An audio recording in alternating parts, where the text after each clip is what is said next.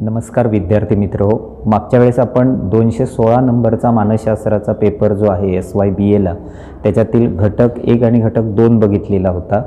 हे दोन्ही घटक होते ते अवधान प्रक्रिया म्हणजे लक्ष देण्याच्या प्रक्रियेशी संबंधित होते. आता आपल्याला त्याच्या पुढची प्रक्रिया बघायची आहे ती म्हणजे संवेदन. आपला पुढचा 3 नंबरचा घटक आहे तो म्हणजे संवेदन आणि त्याचं स्वरूप कसं असतं आणि संवेदन संघटनेची तत्त्व काय आहेत हे भाग आपल्याला तिसऱ्या घटकामध्ये बघायचा आहे. आपल्याला 5 ज्ञानेंद्रिय आहेत, कान, नाक, डोळा, जीभ आणि त्वचा. ह्या 5ही पंच ज्ञानेंद्रियांमुळे आपल्याला वेगवेगळ्या प्रकारचे वेदनानुभव येत असतात. आपल्याला डोळ्यामुळे दृष्टिवेदन होत असतं, कानामुळे आपण ऐकतो म्हणजे श्राव्य वेदन होतं, नाकाद्वारे आपल्याला गंधाचं वेदन होतं म्हणजे वास आपल्याला कळतो, जिभेमुळे आपल्याला चवीचं वेदन होतं आणि त्वचेमुळे आपल्याला स्पर्शाचं वेदन होत असतं. हे वेदनानुभव ज्यावेळी आपल्याला येतात त्यावेळी आपल्याला त्या गोष्टीची जाणीव होत असते. म्हणजे उदाहरणार्थ आपण रस्त्याने चाललो आहे आणि आपल्याला जाता जाता वाटेत काहीतरी पायाला आपल्या टोचलं, आपल्याला लगेच त्याची जाणीव होते म्हणजेच आपल्याला वेदन होतं. मग आपल्या पायाला काय एक्झॅक्ट टोचलेलं आहे म्हणजे काटा टोचला आहे, दगड टोचला आहे का काच टोचली हे ज्यावेळी आपण बघतो म्हणजे आपला वेदन आपल्याला पहिलं होतं, त्यानंतर आपला तिकडे लक्ष जातो म्हणजे अवधान जातं आणि त्यानंतर मग आपण त्या वेदनेला अर्थ लावतो म्हणजे काय एक्झॅक्ट आपल्याला टोचलं आहे हे आपल्याला ज्यावेळी कळतं म्हणजे माझ्या पायाला बाबा काटा टोचला आहे असं ज्यावेळी आपण म्हणतो त्यावेळी त्या वेदनेला अर्थ लावला जातो. म्हणजेच वेदनेला अर्थ लावला जातो त्यावेळी ते संवेदन घडून येतं.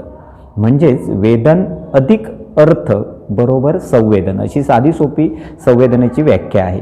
या संदर्भात वेगवेगळ्या मानसशास्त्रज्ञांनी वेगवेगळ्या व्याख्या केलेल्या आहेत, परंतु आपण एवढं जरी लक्षात ठेवलं तरी पुरेसं आहे की वेदनेला ज्यावेळी अर्थ प्राप्त होतो त्यावेळी त्याला संवेदन असं म्हटलं जातं.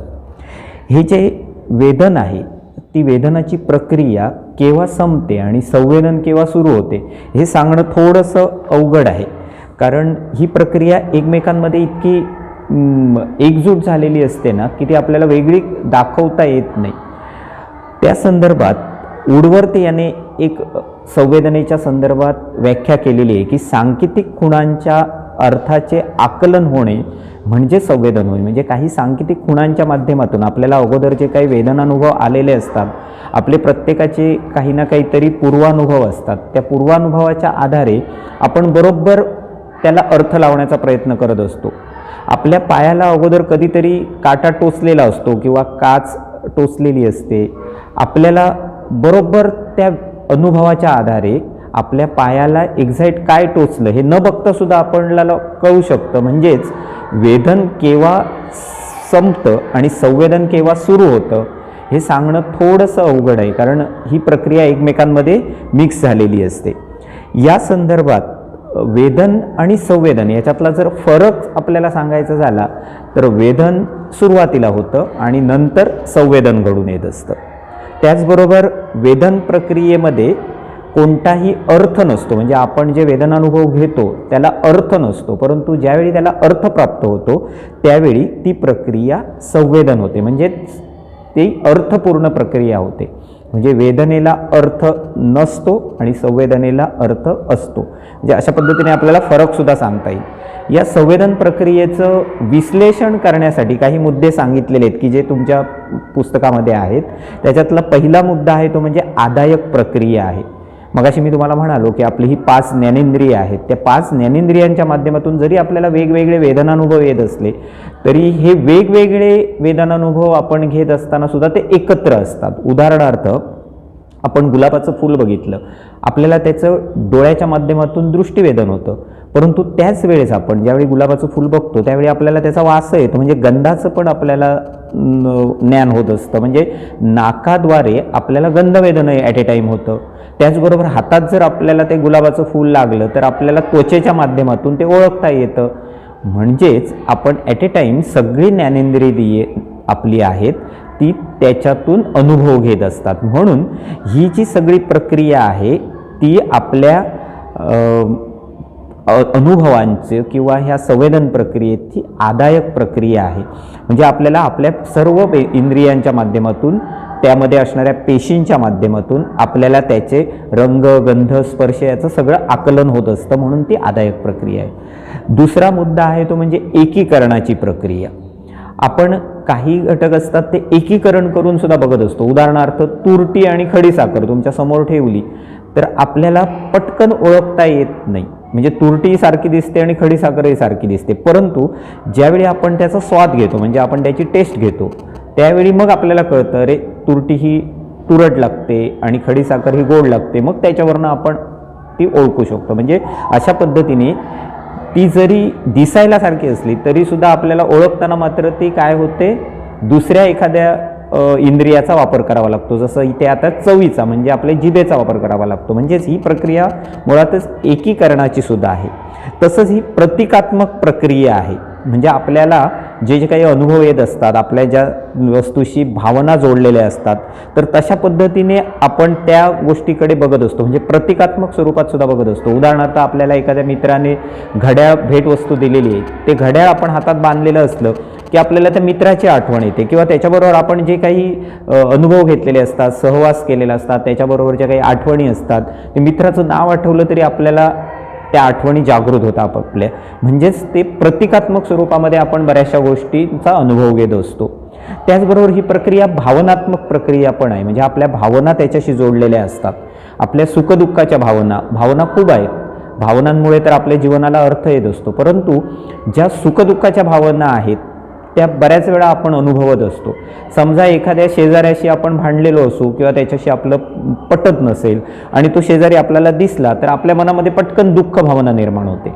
आणि आपल्या जवळची व्यक्ती किंवा आपली प्रिय व्यक्ती ज्यावेळी आपल्याला दिसली अचानक तर आपल्यामध्ये सुखाची भावना निर्माण होते. म्हणजे आपल्याला जे जे काही अनुभव येत असतात ते भावनेतून सुद्धा येत असतात. म्हणजे ती भावनात्मक प्रक्रिया सुद्धा आहे. म्हणजे अशा पद्धतीने संवेदन प्रक्रियेचं जर विश्लेषण करायला गेलं तर हे महत्त्वाचे हे 4 घटक जे आपण बघितले ते प्रक्रियेच्या दृष्टीने महत्त्वाचे असतात. त्याच्यामध्ये एक पहिला तो म्हणजे आदायक प्रक्रिया आहे, दुसरा बघितला तो एकीकरणाची प्रक्रिया आहे, तिसरा घटक बघितला तो प्रतिकात्मक प्रक्रिया आहे आणि चौथा घटक आहे तो भावनात्मक प्रक्रिया आहे. म्हणजे ह्या 4 प्रक्रियांच्या माध्यमातून आपल्याला संवेदन होत असतं.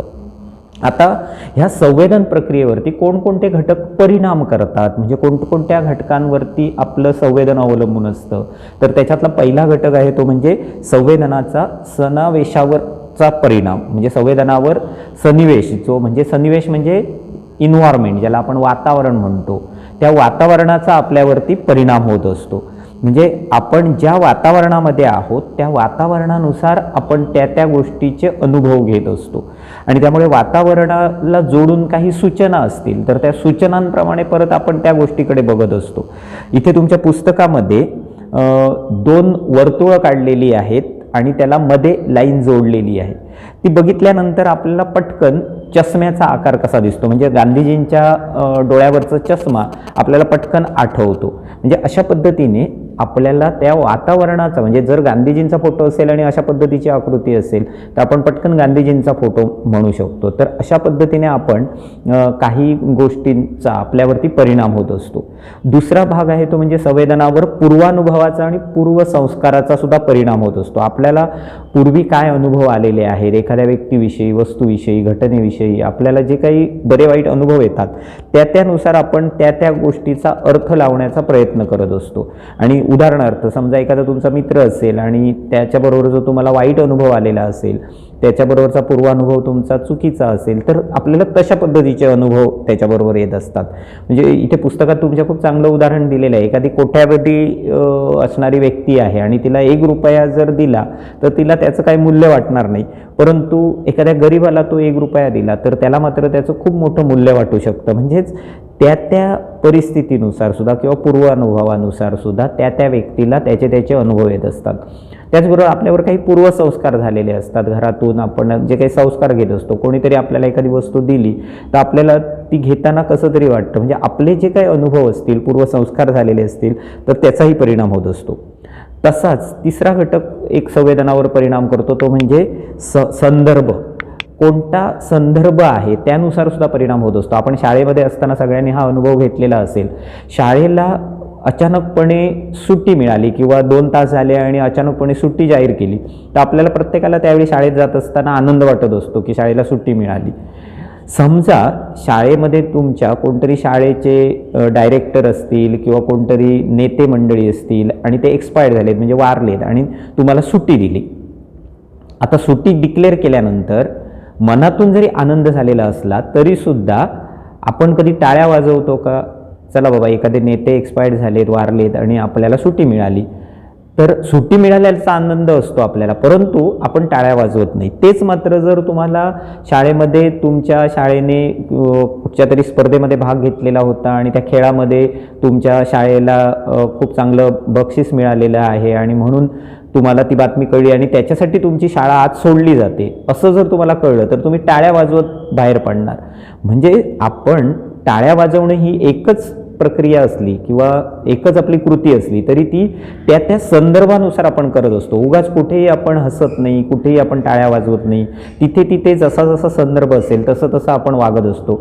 उदाहरणार्थ आपण एखाद्या मैतीच्या ठिकाणी गेलो, कुठेतरी वाईट घटना घडली आणि तिथे गेलोय, तर आपण तिथे अगदी शांत राहून किंवा आपल्याला कितीही तिथे कोणी विनोद सांगितला तरी आपण हसण्यावर आवर घालतो. तिथे आपण दुःखद चेहरा दाखवतो, तिथे आपण जोक्स करत नाही किंवा हसत नाही.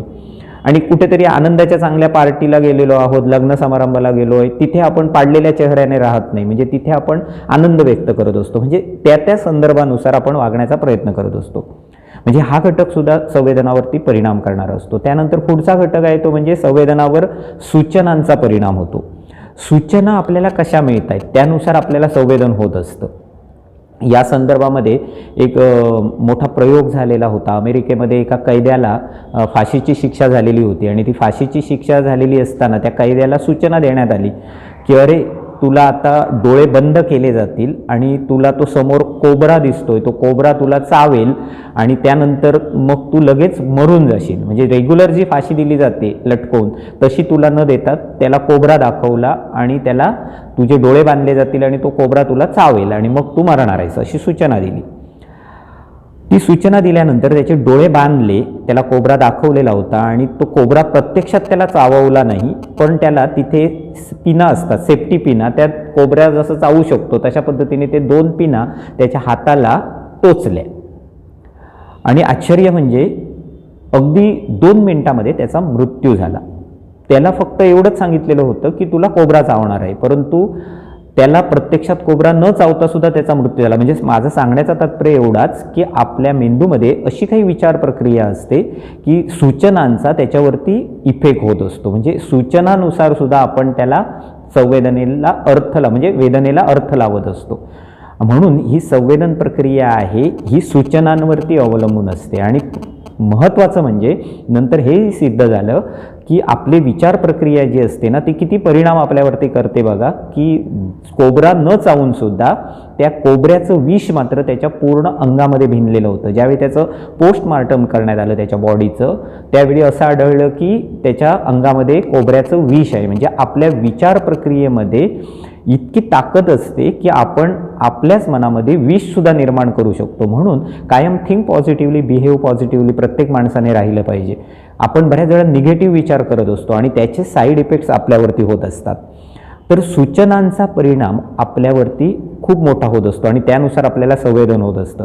अगदी आपण रस्त्याने चाललेलो असतो आणि विद्युत खांब असतील तर तिथे सुद्धा काही धोक्याच्या सूचना दिलेल्या असतात की इथे हात लावू नये किंवा ते सिम्बॉल काढलेलं असतं, आपण त्याच्यापासून लांब राहतो. म्हणजे सूचनानुसार सुद्धा म्हणजे काही सांकेतिक खुणांच्या माध्यमातून सुद्धा आपल्याला सूचना दिल्या जातात. म्हणजे जशा शाब्दिक सूचना दिल्या जातात तशा अशा पद्धतीने सांकेतिक खुणांच्या माध्यमातून सुद्धा सूचना दिल्यानंतर किंवा सूचना बघितल्यानंतर आपल्याला त्या पद्धतीने संवेदन होत असतं. म्हणजे हा घटक सुद्धा महत्त्वाचा परिणाम करणार आहे. त्याचबरोबर आपल्याला सांस्कृतिक संधी आहेत, मर्यादा आहेत आपल्या किंवा सांस्कृतिक निर्बंध आहेत, त्याचा सुद्धा आपल्या संवेदनेवरती परिणाम होत असतो. आपण वेगवेगळ्या संस्काराने, धार्मिक संस्काराने वाढलेलो असतो आणि आपल्या कुटुंबामध्ये जे धार्मिक संस्कार होतात ते आपण जोपासण्याचा प्रयत्न करत असतो. जी व्यक्ती अति धार्मिक असते आणि त्या व्यक्तीला जर एखादा व्यसनी माणूस असेल, मद्यपी माणूस असेल तर त्या व्यक्तीला त्याची घृणा वाटायला लागते. म्हणजेच त्या व्यक्तीला त्या व्यक्तीचं संवेदन चुकीचं म्हणजे तशा पद्धतीने होतं. आणि एखाद्या व्यक्तीवरती फार मोठे काही धार्मिक संस्कार झालेले नाही आहेत, ड्रिंक करणं हे अगदी नॉर्मल आहे असं ज्या व्यक्तीला वाटतं त्याला त्या व्यक्तीविषयी काहीच वाटणार नाही. म्हणजे अशा पद्धतीने आपल्यावरती जे काही धार्मिक, सामाजिक, संस्कार झालेले असतात त्याचासुद्धा आपल्याला या संवेदन प्रक्रियेवरती परिणाम होताना दिसतो. तर अशा पद्धतीने हे 5-6 घटक संवेदन प्रक्रियेवरती परिणाम करत असतात. त्यानंतर ह्या टॉपिकमधला सगळ्यात महत्त्वाचा भाग आहे की जो परीक्षेच्या दृष्टीने महत्त्वाचा आहे, तो म्हणजे सांवेदनिक संघटनेची तत्व. याविषयी गेस्टाल्ट सायकॉलॉजिस्ट म्हणजे समष्टीवादी मानसशास्त्रज्ञ जे आहेत, वर्धायमर, कोपका, कोहलर ह्या मानसशास्त्रज्ञांनी या सांवेदनिक संघटनेविषयी अभ्यास केला. खास करून वर्धायमर याने सांवेदनिक संघटनेचा अभ्यास करून 1823 साली काही तत्त्व सांगितलेली आहेत आणि त्याने काही प्रयोग केले आणि ते सांगत असताना त्याने असं सांगितलं की वस्तूचे जे संवेदन होत असतं वस्तूच्या पूर्ण रूपात आपल्याला होत असतं. एखादी वस्तू आपण अशी तुटक तुटक बघत नाही तर आपल्याला त्याचा पूर्ण अनुभव येत असतो आणि त्या संदर्भात त्याने जी सांवेदनिक संघटनाची तत्त्व सांगितलीत ती एक 7-8 तत्त्व आपल्याला ह्या सिलेबसमध्ये आहेत की जी परीक्षेच्या दृष्टीने महत्त्वाची आहेत. आणि बऱ्याच वेळा ह्याच्यावर प्रश्न असतो की संवेदन म्हणजे काय ते सांगून संवेदनिक संघटनेची तत्त्व स्पष्ट करा. तर त्याच्यातलं पहिलं तत्त्व आहे ते म्हणजे समीपता. समीपता म्हणजे काय तर जवळजवळ असणाऱ्या गोष्टींचं संवेदन आपल्याला एकत्रितरित्या होत असतं. तुमच्या पुस्तकामध्ये काही आकृत्या दाखवलेल्या आहेत की काळे बिंदू दाखवलेले आहेत, 5-5 बिंदू किंवा 4-4 बिंदू जे जवळ असतील तर त्यांचं संवेदन आपल्याला एकत्रितरित्या होत असतं. किंवा वर्गात शिक्षक शिकवतायत, एका रो मधले असणाऱ्या विद्यार्थ्यांचं संवेदन एकत्रितरित्या होत असतं, दुसऱ्या रो मध्ये बसलेल्या विद्यार्थ्यांचं संवेदन आपल्याला एकत्रितरित्या होत असतं. म्हणजे जेवढे एकत्र समीप असणाऱ्या गोष्टींचं संवेदन आपल्याला त्या पद्धतीने होत असतं. तुम्ही सुद्धा कधीतरी शाळेमध्ये अनुभव घेतलेला असेल की खास मित्र किंवा मैत्रिणी असतील आणि त्यांच्या जोडीनेच ते येत असतील शाळेत, जोडीनेच वर्गात बसत असतील, कुठेही दिसताना जोडीनेच दिसत असतील आणि एखाद्या दिवशी त्याची मैत्रीण किंवा मित्र जर ॲबसेंट असेल आणि एकटाच तो दिसला किंवा एकटीच दिसली तर मग मात्र इतरांना जाणवतं की अरे आज तुझे मित्र किंवा मैत्रीण दिसत नाही. म्हणजे इतकी आपल्याला समीपतेची सवय झालेली असते की त्यानुसार आपल्याला त्या व्यक्तींचं, वस्तूंचं, घटनेचं संवेदन होत असतं. म्हणजे समीपता तत्वानुसार आपल्याला हे संवेदन होत असतं. हे महत्त्वाचं पहिलं तत्व आहे. तुम्ही पुस्तकामध्ये आकृती काढून या संदर्भात 4 ओळी लिहिल्या तरी चालतील की जवळजवळ असणाऱ्या गोष्टींचं संवेदन आपल्याला अशा पद्धतीने समीपता तत्वानुसार होत असतं. दुसरं आहे ते म्हणजे समानतेचं तत्व. 2 गोष्टींमध्ये किंवा त्याच्यापेक्षा जास्त गोष्टींमध्ये जितका सारखेपणा असेल, मग तो रंगामध्ये असेल, आकृतीमध्ये असेल, विस्तारामध्ये असेल, तर त्याचं आपल्याला संवेदन एकत्रितरित्या होत असतं. तुमच्या पुस्तकामध्ये काही फुल्या आणि काही वर्तुळं अशी आकृती दिलेली. आपल्याला वर्तुळांचं संवेदन एकत्रितरित्या होत असतं, फुल्यांचं संवेदन एकत्रितरित्या होत असतं. म्हणजे अशा पद्धतीने जितकं समान तत्व असतं म्हणजे सारखेपणा असतो त्यानुसार आपल्याला त्या गोष्टीचं संवेदन होत असतं. त्यानंतर तिसरं आहे ते म्हणजे सातत्याचं तत्व. एका दिशेत एखादी गोष्ट असेल तर आपल्याला त्याचं संवेदन त्या दिशेने होत असतं. बऱ्याच वेळा विद्युत रोषणाई जी केली जाते बघा, फिरतं विद्युत रोषणाई असते, लाईटिंग जे केलेलं असतं ते चलत लाईटिंग असतं, मग आपल्याला त्याचं त्या पद्धतीने संवेदन व्हायला लागतं. म्हणजे एका दिशेत असणाऱ्या लाईटिंगचं त्या पद्धतीने संवेदन होत असतं. किंवा एका दिशेत रांगेत मुलं उभी केलेली आहेत, विरुद्ध रांगेत उभी केलेली आहेत, तर आपल्याला त्या पद्धतीने त्या विद्यार्थ्यांचं संवेदन होत असतं. म्हणजे सातत्य हे सुद्धा एक संवेदनिक संघटनेचं महत्त्वाचं तत्व आहे. त्यानंतर चौथं तत्व आहे ते म्हणजे संपूर्णता. इथे पुस्तकामध्ये तुमच्या आकृती दाखवलेल्या आहेत बघा की एखाद्या अपूर्ण आकृतीला सुद्धा पूर्णत्व देण्याची आपली प्रवृत्ती असते. उदाहरणार्थ इथे पुस्तकात दाखवलेलं आहे की त्रिकोण आहे, ते त्रिकोणाचं एक टोक जोडलेलं नाही आहे किंवा चौकोन आहे त्याची 2 टोकं जोडलेली नाही आहेत, फक्त असं आणि असं दाखवलेलं आहे, तरी पण आपण त्याला चौकोनच म्हणतो. म्हणजे एखाद्या अपूर्ण आकृतीला पूर्णत्व देण्याची आपली प्रवृत्ती असते, त्याला संपूर्णता तत्व असं म्हटलं जातं. इथे पुस्तकामध्ये तुमच्या भारत हा शब्द दाखवलेला आहे. स्पॉट काढत असा भारत लिहिलेला आहे. म्हणजे आपण भारत असा सरळ ओढ मारून लिहितो तसा न लिहिता तो स्पॉटने दाखवलेला आहे, पण वाचताना आपण भारत वाचतो. खरं तर तो पूर्ण शब्द नाही, तो अपूर्ण आहे. म्हणजे ती आकृती म्हणून ज्यावेळी आपण विचार करतो त्यावेळेला त्याला पूर्णत्वाने आपण बघत असतो. तर अशा पद्धतीने अपूर्ण आकृतीला पूर्णत्वाने पाहणं हे सुद्धा आपलं एक महत्त्वाचं संवेदनिक संघटनेचं तत्व आहे. त्याला संपूर्णता असं म्हटलं जातं. त्यानंतर समावेशनाचं तत्व. समावेशनाच्या तत्वामध्ये आपण एखाद्या आकृतीकडे ज्यावेळी बघतो त्यावेळी ती आकृती दुसऱ्या आकृतीमध्ये जर जॉईन झालेली असते, म्हणजे एखादा त्रिकोण आहे तुमच्या पुस्तकात दिलेला आहे, त्रिकोण आहे तो वर्तुळामध्ये दाखवलेला आहे, एकमेकात ते समावेश झालेला आहे, तरी पण आपल्याला त्याचं संवेदन होत असताना मात्र त्रिकोण आणि वर्तुळ असं होत असतं. म्हणजे समावेशनाच्या तत्वानुसार सुद्धा आपल्याला काय होत असतं, संवेदन होत असतं. त्यानंतर संदर्भाचं तत्व, मगाशी आपण संदर्भाच्या तत्वानुसार कसा संवेदनावर परिणाम होतो ते बघितलेलं होतं. तर संदर्भानुसार सुद्धा आपण अनुभव घेत असतो आणि तशा पद्धतीने आपण काही तत्व अंमलात आणत असतो किंवा उपयोगात आणत असतो. उदाहरणार्थ इथे पुस्तकात तुमच्या खूप चांगलं उदाहरण दिलेलं आहे.